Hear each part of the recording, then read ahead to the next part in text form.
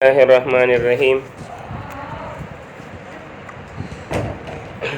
مسائل چل رہے تھے رسوم اور بدعات کے متعلق۔ وفات کے بعد جو رسوم اور بدعات ہوتی ہیں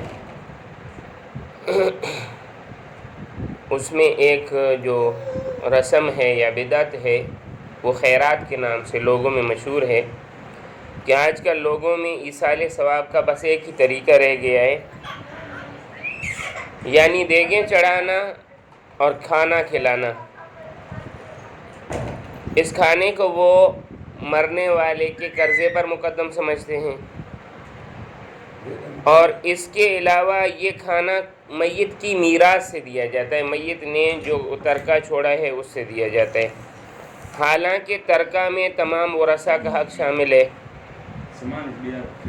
جن میں بسا اوقات نابالغ بھی ہوتے ہیں۔ سب ورثہ کی ذمہ داری بھی ضروری نہیں سمجھی جاتی، بلکہ تمام ورثہ کی ذمہ داری بھی ضروری ہے،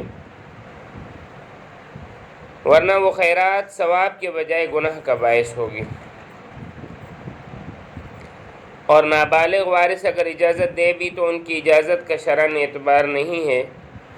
نیز اس خیرات میں ریا یعنی لوگوں کا دکھلاوا کہ لوگ کیا کہیں گے عموماً یہی ذہن میں ہوتا ہے،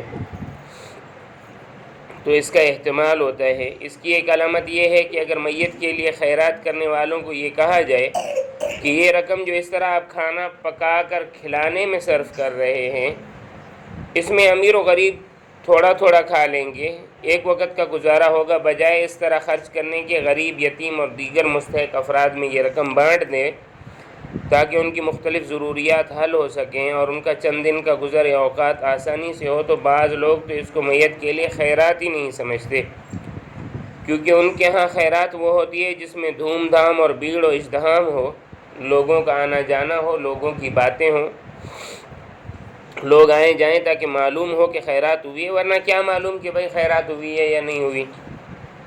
تو یہ تو واضح طور پر ریاکاری ہے جس کا کوئی ثواب نہیں بلکہ الٹا گناہ ہونے کا شدید خطرہ ہے۔ بعض لوگ اگرچہ چپکے سے مسکین کو دینے کو بھی خیرات سمجھتے ہیں، لیکن رسم پڑنے کی وجہ سے عمومی کھانا کھلانے کو ہی ترجیح دیتے ہیں، حالانکہ مستحقین کو دینے سے جتنا ثواب میت کو ملتا ہے اتنا عام کھانا کھلانے سے نہیں ملتا۔ لہٰذا میت کے لیے خیرات کی چند شرائط ہیں جن کے مطابق خیرات کرنے سے میت کو زیادہ سے زیادہ ثواب ہوگا۔ پہلی شرط یہ ہے کہ میت کے لیے جو بھی خیرات کی جائے اس میں یتیم کا مال نہ ہو، ورنہ کھانا کھانے اور کھانا کھلانے والے دونوں گناہگار ہوں گے، میت کو ثواب پہنچنا تو دور کی بات ہے۔ دوسرا، خیرات مستحقین اور غریب افراد کو دی جائے۔ مالدار لوگ کھا گئے تو غریبوں کو کھلانے والا ثواب نہیں ملے گا۔ یہ جو دوسری شرط میں بتا رہا ہوں یہ فتاوی رشیدیہ صفحہ 231 میں ہے۔ خیرات میں دکھلاوا، نمائش مقصود نہ ہو، ورنہ ثواب کے بجائے گناہ ہوگا اور میت کو کوئی ثواب نہیں پہنچے گا۔ چوتھا، کھانا کھلانا ہو یا کوئی اور کار خیر، اس کے لیے کسی خاص دن کو اس طرح مقرر کرنا کہ اس کی رسم پڑ جائے اور اس دن نہ کرنے میں لوگ ثواب میں کمی محسوس کریں، یہ جائز نہیں۔ کسی بھی دن کی رسم ڈالے بغیر خیرات کریں۔ پانچواں، مسکینوں کو کھانا کھلانا الگ کار خیر ہے اور قرآن مجید کی تلاوت الگ عبادت ہے، ان دونوں کو ضرور اکٹھا کریں، یعنی کھانا سامنے رکھ کر فاتحہ پڑھنا اور فاتحہ سے پہلے کھانا نہ دینا یہ ایک ناجائز رسم ہے، اس کو چھوڑنا واجب ہے۔ بے شک اکٹھا کریں، کچھ لوگ قرآن پڑھ رہے ہوں کچھ کھانا کھا رہے ہوں تو منع نہیں۔ بعض جگہ دیگوں کے پاس قرآن خوانی کرائی جاتی ہے، یہ بھی ایک ناجائز رسم ہے اور اس میں قرآن کی بے ادبی ہے کہ دیگیں پک رہی ہو اور قاری صاحبان کو وہیں بلا کر پڑھوایا جائے۔ چھٹی شرط یہ ہے کہ میت کو زیادہ سے زیادہ ثواب پہنچانے کی بہترین صورت تو یہ ہے کہ فقراء اور مساکین کے ساتھ نقدی کی شکل میں تعاون کیا جائے تاکہ وہ اپنی ضرورت کے مطابق اس سے فائدہ اٹھا سکیں، ورنہ بسا اوقات ان کو علاج کی رقم ضرورت ہوتی ہے، کپڑے کی نہیں، قرضوں کی ادائیگی کی ضرورت ہوتی ہے، عمدہ کھانے کی نہیں، تو ان کو عمدہ کھانا کھلا دیا جاتا ہے، حالانکہ ان کی ضروریات کھانا کھلانے سے کافی نہیں ہوتی۔ مزید تفصیل کے لیے خیر الفتاویٰ جلد 1 صفحہ 597 ملاحظہ فرمائیں۔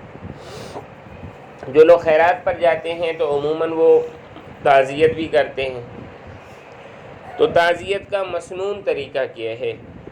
تعزیت کا صحیح طریقہ یہ ہے کہ جس گھر میں غمی ہو ان کے پاس جا کر میت کے متعلقین کو تسلی دے، ان کے ساتھ اظہار ہمدردی کرے اور صبر کے فضائل اور اس کا اجر عظیم اور ثواب سنائے اور ان کو صبر کی ترغیب دے، ان کے غم کو ہلکا کرنے کی کوشش کرے۔ رسول اللہ صلی اللہ علیہ وسلم خود بھی اس کا اہتمام فرماتے تھے اور دوسروں کو بھی اس کی نصیحت کرتے تھے اور ترغیب دیتے تھے۔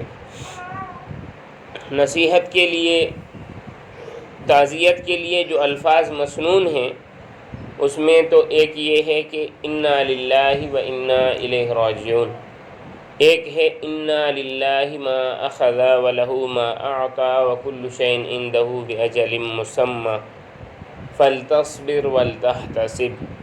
یہ الفاظ بھی منقول ہیں کہ اعظم اللہ اجرک و احسن عزائک وغفر لمیتک وَأَحْسَنَ عَزَاءَكَ۔ اور تعزیت 3 دن کے اندر اندر مسنون ہے، اس کے بعد مکروہ ہے۔ البتہ کوئی شخص موجود نہیں تھا، بعد میں آیا تو 3 دن بعد بھی تعزیت کر سکتے ہیں۔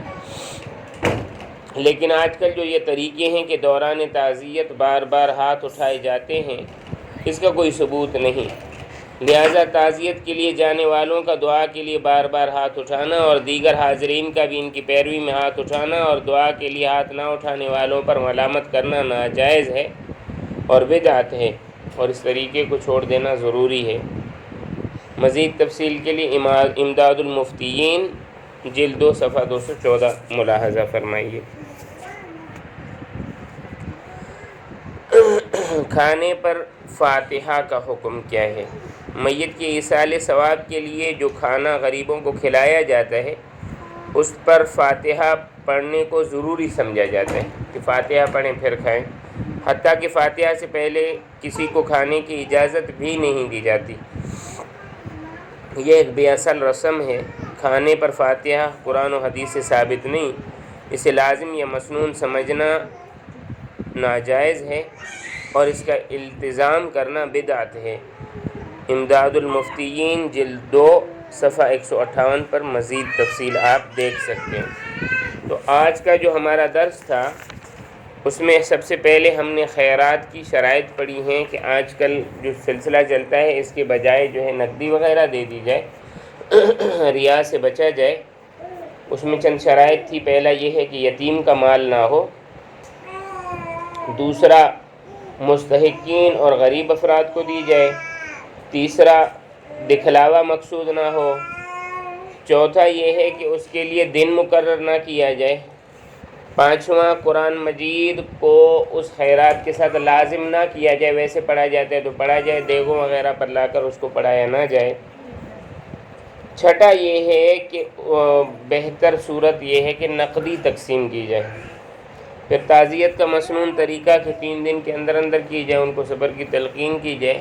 3 دعائیں ہیں، انا للہ و انا الیہ راجعون، ان للہ ما اخذ ولہ ما اعطى وکل شیء عندہ باجل مسمى فلتصبر ولتحتسب اعظم اللہ اجرک واحسن عزاءک وغفر لمیتک۔ بار بار یہ جو ہاتھ اٹھانا وغیرہ ہے یہ مسنون نہیں ہے، بدعت ہے۔ کھانے پر فاتحہ جو ضروری سمجھا جاتا ہے یہ بھی بدعت ہے۔ اللہ تعالیٰ سے دعا ہے کہ اللہ تعالیٰ ہمیں سنتوں پر عمل کرنے کی توفیق عطا فرمائے اور بدعتوں سے بچنے کی توفیق عطا فرمائے۔